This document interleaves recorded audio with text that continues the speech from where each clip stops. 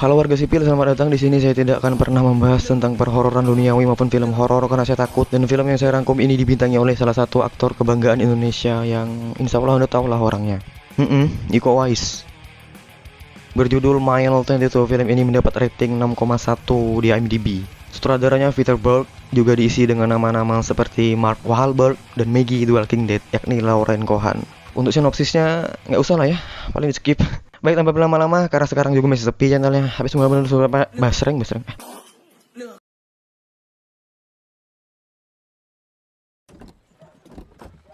Diawali dengan memperlihatkan operasi unit taktis rahasia yang dikomandoi oleh Bapak bernama Bishop. Kelompok ini bernama Overwatch, yang saat ini beroperasi untuk menggeledah sebuah rumah karena diduga menyimpan informasi tentang bahan kimia isotop radioaktif yaitu cesium yang akan dijadikan bahan peledak.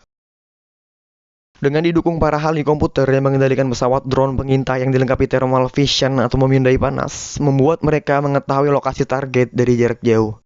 Maka 5 agen khusus yang dipimpin oleh James Silva, sebut saja Jani, pun dengan mudah menggeledah rumah tersebut.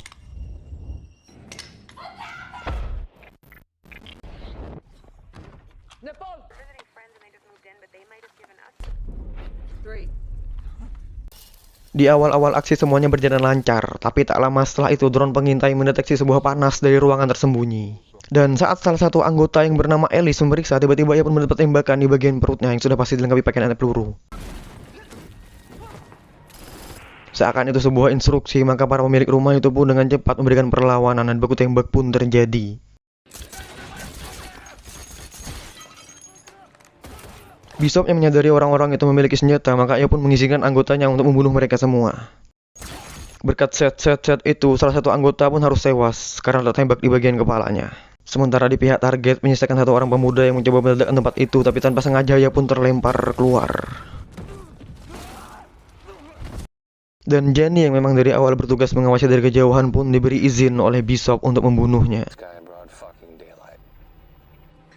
Setelah semuanya selesai, mereka pun bergegas meninggalkan tempat itu dan diberi arahan oleh Bishop untuk pergi ke titik penjemputan. Sesampainya Jenny di rumah, ia mengetahui fakta bahwa pemuda yang ia bunuh masih berusia 18 tahun. Dan ternyata misi mereka salah sasaran, karena para target itu merupakan kelompok intelijen asal Rusia yang sedang menyamar. Dan tanpa Jenny sadari, pemuda yang ia bunuh adalah anak dari ibu jenderal asal Rusia. Tamat? Belum mulai. Singkat cerita, 16 bulan kemudian di Asia Tenggara, lebih tepatnya di Indokar, sebuah lokasi fiktif yang hanya ada di film ini. Misi pencarian cesium pun terus berlanjut. Jenny menyusul 2 anggotanya yang bernama Sam dan William di Indokar untuk membahas tentang temuan dari penyelundupan barang-barang ilegal. Namun dari penyelundupan yang mereka temukan, hanya terdapat senjata dengan berbagai jenis dan sebuah lukisan palsu. Scene pun beralih ke kedutaan Amerika yang ada di Indokar. Jenny menemui Alice dan menekannya untuk fokus pada misi mereka. Tapi nyatanya Alice juga sudah menemukan seorang informan, yaitu seorang polisi asal Indokar. Namun Jenny belum yakin pada sumber yang Alice dapat. Sebelumnya maaf ya jika saya kurang menyebutkan detail dari film ini, karena susah bro, mana baru. Belum ada hasilnya juga. Oke, lanjut. Beberapa saat setelah itu dilakukanlah rapat di kantor kedutaan yang membahas tentang temuan penyelundupan tempo hari. Jenny pun menjelaskan pada para staf yang ada di situ tentang bahayanya cesium, yang mana 4 pon atau sekitar 1,8 kg cesium saja mampu membuat harga bawang merah naik di pasaran dan 6 kota besar hancur karena zat radioaktif yang dikandungnya. Dan yang membuat mereka bingung adalah entah apa motif dan siapa yang menyelundupkan cesium itu untuk dijadikan bahan peledak.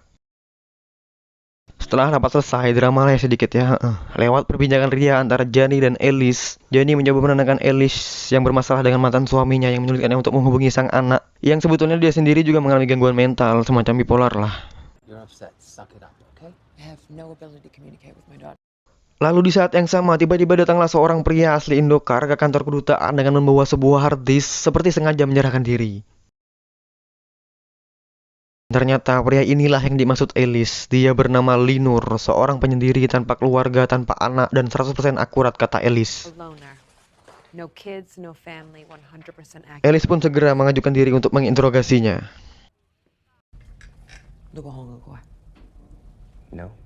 Faktanya alasan Linur menyerahkan diri adalah karena dia meminta suaka dan ingin keluar dari Indokar untuk dibawa ke Amerika karena sudah masa tidak aman lagi di negaranya. Dengan jaminan sebuah hard disk yang dibawanya berisi tentang lokasi-lokasi cesium yang merupakan misi utama Jani CS. Entah dari mana dia dapat dan mengetahui hal tersebut. Namun ternyata hard disk tersebut merupakan drive Ouroboros yang akan menghancurkan diri sendiri dan Linur sudah memprogramnya akan hangus dalam waktu 8 jam ke depan. Di mana Linur baru akan memberikan kata kuncinya jika dia sudah dikirim ke Amerika dan hanya dia satu-satunya orang yang memiliki kata kunci hal tersebut. Ngerti-ngerti kan kita? Agar mereka yakin, Linur pun memberitahu ada cesium pada lukisan palsu dari temuan penyelidikan tempo hari dan benar saja memang ada. Maka kemudian dia diberikan tes kejujuran yang dilakukan oleh dokter ahli dengan cara-cara yang saya tidak mengerti. Di saat yang sama, Menteri Luar Negeri dan Kepala Keamanan Indokar bernama Excel menemui Duta Besar Amerika agar menyerahkan Linur. Excel selaku Kepala Keamanan pun berkata bahwa Linur hanya polisi korup biasa. Namun Jani yang juga berada di ruangan itu pun mengatakan, kedatangan mereka sudah cukup menunjukkan Linur adalah seseorang yang sangat penting. Di sisi lain, saat pemeriksaan kesehatan, Linur dihadapkan dengan fakta bahwa dua perawat yang memeriksanya merupakan agen yang dikirim Indokar untuk membunuhnya. Kalau harga diri yang paling rendah itu adalah pengkhianat. Dan perbrutalan ria khas Iko Uwais pun terjadi.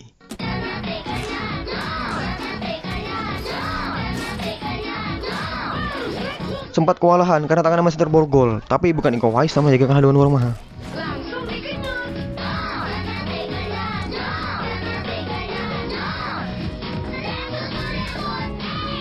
Dan akhirnya Linur pun mampu mengalahkan dua agen itu. Alhasil, kejadian itu pun diketahui oleh orang-orang yang ada di ruangan duta besar, termasuk Jani. Ia pun bergegas keluar dengan sedikit memberikan acaan atau sarkasme kepada Excel. Melihat percobaan pembunuhan kepada Linur barusan ditambah kedatangan Menteri Luar Negeri Indokar membuat Jani percaya dan yakin bahwa Linur merupakan aset yang sangat berharga. Ia pun memutuskan mengundurkan diri sebagai agen CIA dan menjadi warga biasa untuk mendapatkan kode rahasia dari Linur dengan mengantarkannya ke Amerika. Lalu menghubungi kelompok unit taktis rahasianya yakni Overwatch untuk melakukan misi pengantaran. Misi pengantaran. Seperti di awal tadi, mereka didukung para ahli komputer yang dilengkapi berbagai macam teknologi canggih yang siap mendukung operasi mereka. Salah satunya sebuah alat yang terpasang pada Jani dan kawan-kawan, yang jika mereka tewas maka akan langsung diketahui oleh markas. Sementara Bishop selaku kepala komando menjelaskan pada para operator tentang paket mereka yakni Linur, yang mana dia satu-satunya orang yang memiliki akses pada hard disk yang menyimpan informasi cesium dan akan memberikan kata kuncinya saat dia sampai di landasan udara. Dan tempat itu berjarak 22 mil dari kantor kedutaan, sesuai judul film. Di sini juga terungkap siapa sosok Linur yang ternyata merupakan mantan pasukan elit yang sudah menghabiskan 7 tahun waktunya.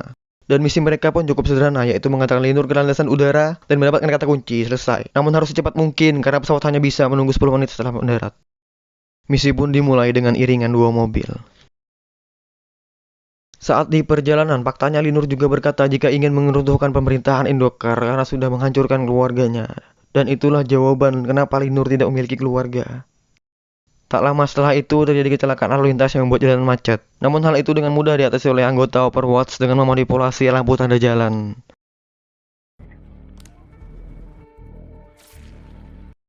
Walaupun misi ini cukup sederhana, tapi nyatanya tidak semudah itu. Tak berselang lama, mereka pun dikejar oleh sekelompok pemotor yang sudah pasti orang-orangnya Excel, namun mereka belum menyadari. Dan tiba-tiba di saat yang sama, jaringan markas terputus yang membuat mereka kehilangan visual. Lalu saat kembali terhubung, benar saja pemotor itu pun berhasil menempelkan sebuah peledak di mobil yang ditumpangi oleh Sam.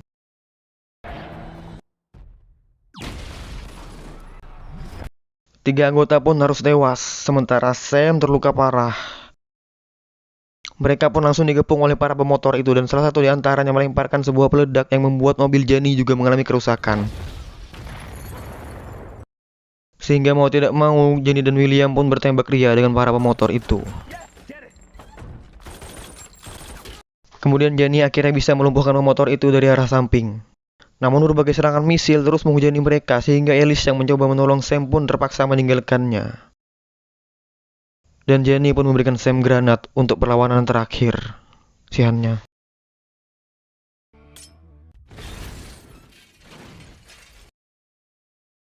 Setelah itu mereka pun diarahkan oleh Bishop untuk pergi dari situ dengan sebuah mobil yang sudah dibajak oleh tim. Kini menyisakan Johnny, Ellis, dan William. Hal itu memicu penyakit Johnny kambuh. Lalu dia pun menundukkan senjata kepada Linur agar secepatnya memberi kata kuncinya supaya tidak ada korban lagi. Namun Linur tetap ada pendiriannya. Susah bro, ini dah kohal sungut saya ini kohal. Kalau orang Sunda sama orang Utai pasti tahu lah ya. Sungut tuh mulut. Nah ya itu. Udah hampir 2 jam nih saya rekaman nih. Karena banyak salahnya, jadi banyak diulang-ulang. Lanjut. Dan sebelum melanjutkan perjalanan, mereka pun memutuskan pergi ke sebuah restoran yang sudah ada orang mereka di sana. Dengan dibantu arahan Bishop untuk mengambil amunisi dan berbagai perlengkapan. Sesampainya di sana, ternyata tempat itu sudah dikepung oleh oknum polisi dan benar saja sosok Excel sudah ada di seberang jalan. Lalu Jenny bersama gangguan mentalnya pun dengan bujukan mendatangi Excel dan malah menantang Excel beradu strategi untuk mendapat Linur. Kemudian saat Jenny kembali masuk,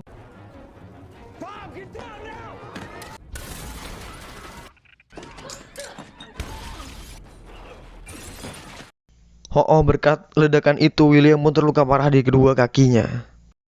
Diiringi dengan datangnya 2 orang wanita yang langsung menghajar Jenny habis-habisan. Dan saat Jenny benar-benar kewalahan, datanglah Linur untuk membantu. Hingga akhirnya mereka pun mampu menghabisi 2 wanita itu dan secepatnya pergi dari sana.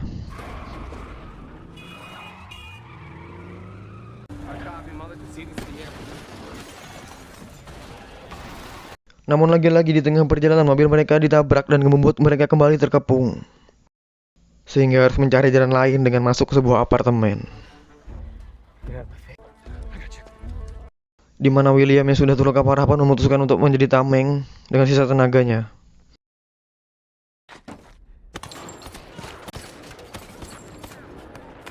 Walau perlahan dia mampu menghambat serangan dari anak buah Excel, namun karena kalah jumlah dan luka yang dialaminya membuatnya tidak bisa bertahan lagi. Sehingga datanglah Excel dan langsung membunuhnya saat itu juga, kasihannya.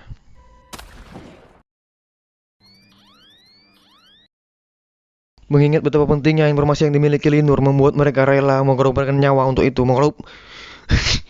Mengorbankan nyawa, ya Allah, apa yang nyebut Di mana Jenny dan Ellis terus melanjutkan misinya walau hanya menyisakan mereka berdua anggota Overwatch yang di lapangan. Mereka pun memasuki gedung apartemen agar tetap pada jalur menuju titik penjemputan. Dan saat menuju ke halaman belakang, lagi-lagi mereka dihadang oleh orang-orangnya Excel. Di mana saat itu Elisa mencoba menyelamatkan seorang anak kecil pun tanpa sengaja terpisah dari mereka.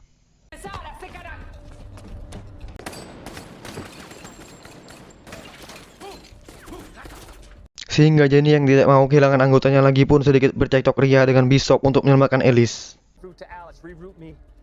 Karena sudah tidak punya banyak waktu lagi, dia yang awalnya tidak mempercayai Linur pun dengan sedikit terpaksa meminta bantuan kepada Linur untuk menjemput Ellis dengan sedikit mengancam. Let's go get her. Son of a bitch. Father child won't make it dark in here. Fine. Di sini Linur yang juga memang mantan pasukan Ellie pun dengan mudah menghabisi beberapa anak buah Excel dengan ciri asiko wise-nya. Wah tahu.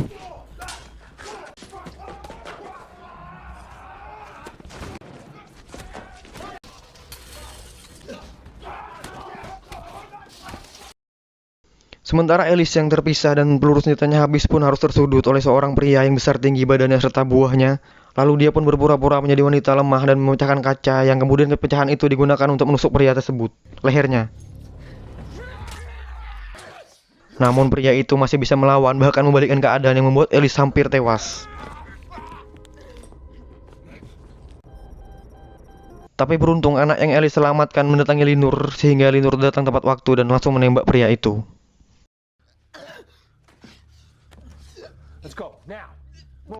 Menyisakan waktu beberapa menit lagi untuk pesawat lepas landas yang mana waktu itu sama dengan hangusnya data dari harddisk yang Linur berikan. Mereka pun secepatnya pergi menuju landasan udara menggunakan mobil 4x4 sama dengan 16 yang sudah dibajak oleh markas. Namun lagi-lagi karena pasukannya sudah habis terbunuh, datanglah bapak kepala keamanan yakni Excel yang menghadang jalan mereka. Karena sudah tidak punya banyak waktu lagi, maka Jenny pun meminta bantuan pada Bishop untuk merudal Excel dengan drone pengintai yang dikendalikan oleh salah satu operator dari markas. Target acquired. Pertanyaannya kenapa baru sekarang? Ya mungkin karena jalanan sepi. Tadi kan ramai di kota, susah takut ketahuan turunnya.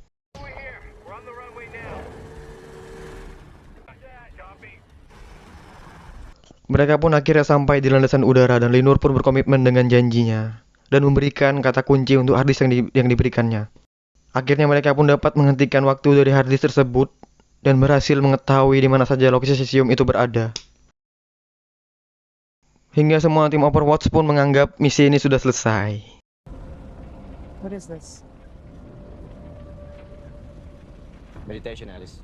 Tapi faktanya, sebuah plot twist yang sangat membasrengkan, Linur lah mesin pembunuh yang sesungguhnya. Semua informasi tentang cesium itu hanyalah fake alias palsu. Karena ini adalah jebakan balas dendam dari seorang ibu yang kehilangan anaknya. Yaitu seorang anak ibu jenderal yang terbunuh pada operasi unit Overwatch 16 bulan yang lalu. Masih ingat kan? Di awal sudah saya Dan Linur sendiri adalah seorang agen rangkap 3 yang direkrut ibu jenderal asal Rusia untuk memberikan informasi penting pada organisasi target, yakni Overwatch, yang sebetulnya informasi itu tidak berguna. Hal ini sengaja dilakukan agar Overwatch aktif kembali supaya berkumpul dan bisa menghabisi mereka satu persatu. He's a triple agent. Dan benar saja, lokasi markas pun sudah diketahui sehingga Bishop beserta para operator yang lain yang menyadari ini adalah jebakan, nyatanya sudah tidak punya waktu lagi untuk pergi. Dan mereka pun langsung dieksekusi oleh orang-orang suruhan Ibu Jenderal.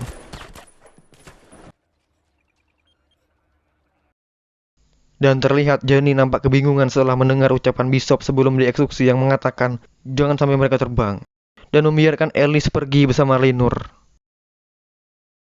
Dan Alice pun dibuat terkejut saat di pesawat ketika melihat sarung pistol salah satu penjaga sudah kosong yang sudah pasti diambil oleh Linur. Gotcha. Dan tentunya dia juga akan tewas oleh Linur yang akan mensabotase pesawat tersebut. Menyisakan Jenny seorang anggota Overwatch yang tersisa yang hal ini sengaja dilakukan oleh Ibu Jenderal agar dia merasakan rasa kehilangan seperti yang dialami oleh sang Ibu Jenderal. Killed the wrong kid. Hingga di akhir film terlihat Jenny menyimpan dendam pada Linur dan akan membalas perbuatannya. Oke, tamat.